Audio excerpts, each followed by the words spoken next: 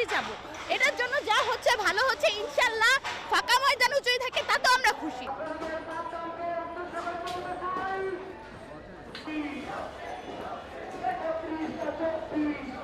শুনেছি এটা একটা টাস্ট করে দেওয়া, মানে এটা কোনো ব্যক্তির সম্পদ না, ট্রাস্টেড সম্পত্তি।